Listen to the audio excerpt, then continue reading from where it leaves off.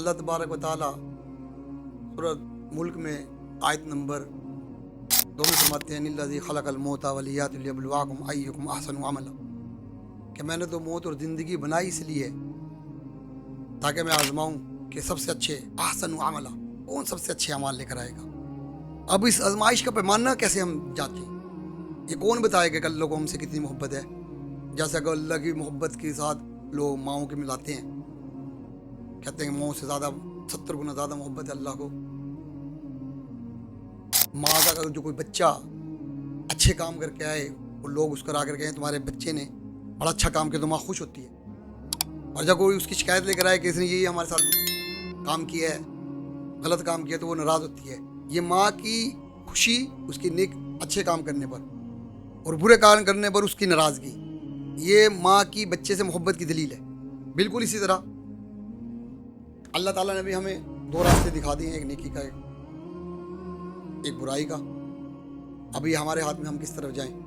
आप यकीन करें अल्लाह को हमारी इबादत की ज़रूरत नहीं है, बिल्कुल भी नहीं। अल्लाह के पास इबादत के लिए बहुत फरिश्ते हैं, कितने फरिश्ते हैं कि अगर जौ के दानों से ज़मीन से लेकर आसमान को भर दिया जाए, और इतने फरिश्ते बैतुल मामूर का तवाफ़ करें, ये जो ज़मीन से लेकर आसमान तक जौ के बराबर के दाने के बराबर फरिश्ते हैं, अगर ये बैतुल मामूर फरिश्तों का बैतुल्लाह के सामने बिल्कुल 7वें आसमान में बैतुल मामूर है, अगर वो फरिश्ते वहाँ का एक तवाफ़ करें, ये जो इतने फरिश्ते आगे तवाफ़ करके गए हैं, इतने जब ये एक कदम आगे लेकर जाएंगे तो पीछे वालों की आगे वालों की बारी, फिर इतने ही आगे पीछे वाले का तवाफ़ करेंगे तो आगे वालों की वाली क़यामत तक नहीं आएगी। इतने फरिश्ते अल्लाह के पास। ये तो सिर्फ मेरी और आपकी, जैसा कि आयत नंबर 2 सूरत मुल्क में अल्लाह ने फरमाया है, मैंने तो आजमाइश के लिए मैं तो आजमाऊंगा कि सबसे अच्छे अमाल कौन लेकर आएगा।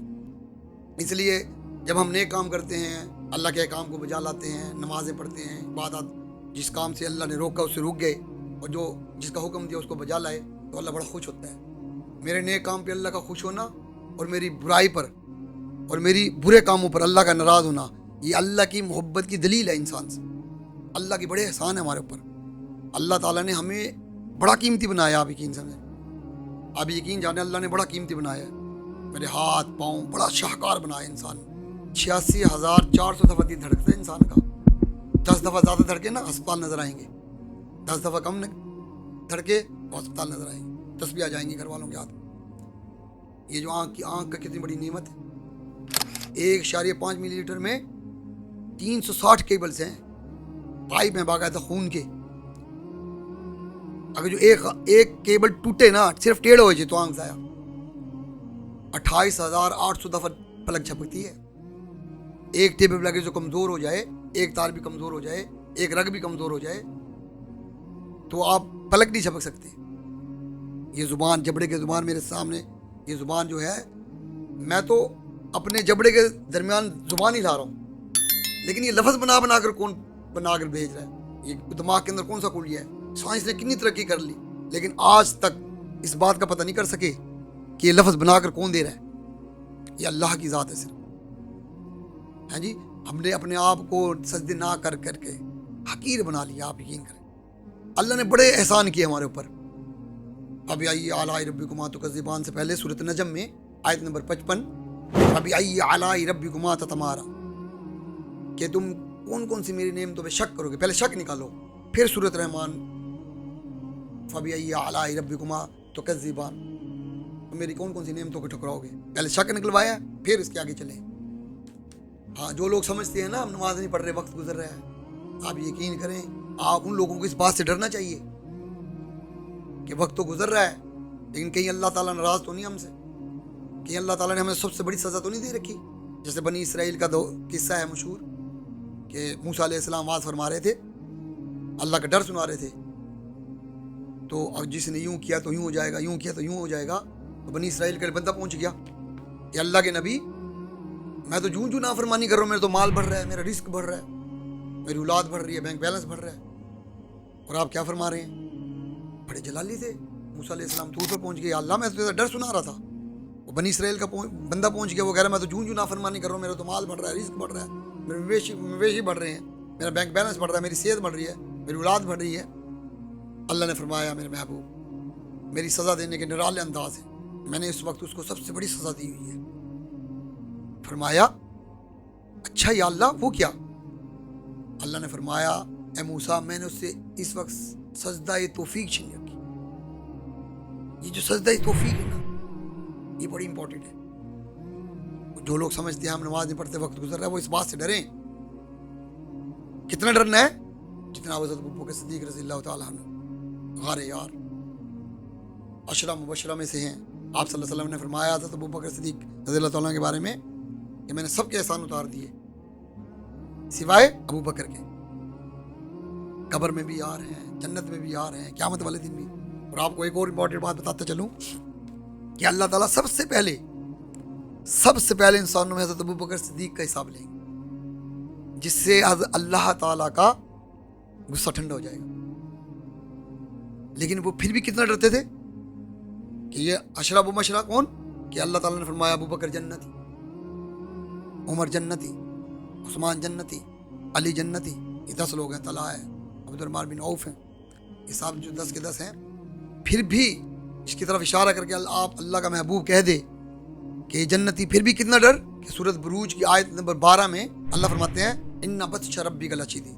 حضرت ابوبکر صدیق جب بھی آیت مبارکہ پڑھتے تھے غش کھا کے بیہوش ہو جاتے تھے, اتنا ڈر. اور ہمارا کیا حال ہے؟ اذانیں ہو رہی ہیں, موبائل میں لگے ہوئے ہیں جی, پارکوں میں پھر رہے ہیں, سڑکوں میں پھر رہے ہیں, موبائل میں لگے ہوئے ہیں. بلکہ ہم تو یہ سوچتے رہتے ہیں کہ اذان کب ختم ہو تو ہم دوبارہ آواز کر کے موبائل کو دیکھیں. یہ ہماری نیکی ہے. اور ہم سمجھتے ہیں نماز پڑھ کے ہم نے سب کچھ کر لیا. نماز پڑھنی ہے, دل لگے نہ لگے, شیطان بہکائے نہ بہکائے, قبول ہو نہ ہو, حکم ہے پڑھنی تو ہے لازمی. اس لیے ہماری ریکویسٹ ہے, ہماری ویڈیو بنانے کا مقصد ہی یہی ہے کہ آپ خود بھی نماز پڑھیں, اپنے گھر والوں کو بھی نماز پڑھوائیں. ہاں جی, مسلوں سے سجائیں. آپ یقین کریں نماز سب سے زیادہ پریشانیوں کا حل ہے. جس گھر میں پریشانی ہے اگر اس میں بے نمازی ہیں تو پریشانی ہے. جس گھر میں نمازی ہیں پریشانی نہیں ہے دور دور تک. گھر والوں سے, بچوں سے, عورتوں سے, لیڈیز سے مسلوں کو سجائیں. گھر والوں کو, مرد مسجدوں کو آباد کریں. جن لوگوں کو نماز کی عادت نہیں ہے وہ ایسا کریں صرف 40 دن, میرے کہنے سے ایک مرتبہ 40 دن نماز پڑھیں مسلسل, دل لگے نہ لگے, ہاں جی, شیطان بہکائے نہ بہکائے, نماز کی طرف آ جاؤ. 40 دن پڑھیں, پھر دیکھیں اللہ تعالیٰ کتنا ساتھ دے گا, کتنی برکتیں ڈالے گا. اور آپ نماز آپ کو خود کھینچے گی. پھر آپ روٹی نہیں آپ کو اچھی لگے گی. آپ یقین کریں 40 دن کی نمازوں کے بعد آپ کہیں گے کچھ میں نے کیا نہیں. ایسی عادت تو ڈالنی ہے. ہمارے علماء کرام کہتے ہیں عادت تو ڈالنی ہے, اچھی عادت ڈال لیں, بری عادت کیوں نہ لیں. بس ہمارا پیغام ہے یہ نماز کا. خود بھی نماز پڑھیں.